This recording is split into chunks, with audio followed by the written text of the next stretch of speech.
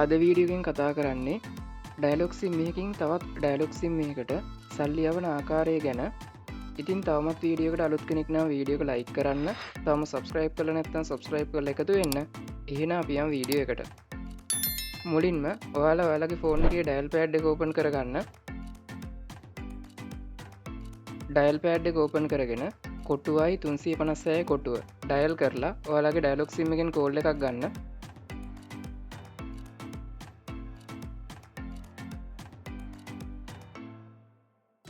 ඊට පස්සේ මෙන්න මේ වගේ තැනකට එනවා. මෙතනදී අංක දෙක ටයිප් කරලා සෙන්ඩ් කරන්න.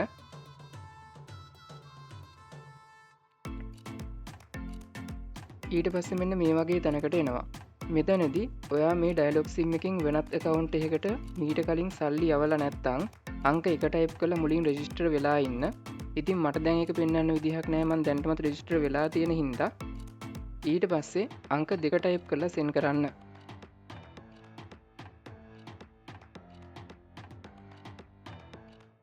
ඊට පස්සේ මෙන්න මේ වගේ තැනකට එනවා. මෙතනදී ඔයා යවන්න බලාපොරොත්තු වෙන මුදල සඳහන් කරන්න. ඊට පස්සේ සෙන්ඩ් කරන්න.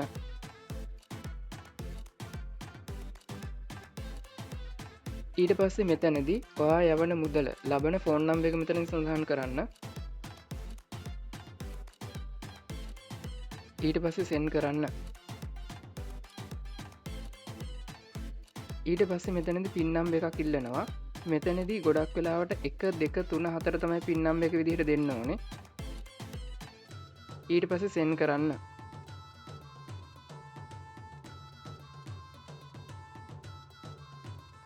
ඊට පස්සේ ඔයාලට මෙන්න මේ වගේ මැසේජ් එකක් එනවා.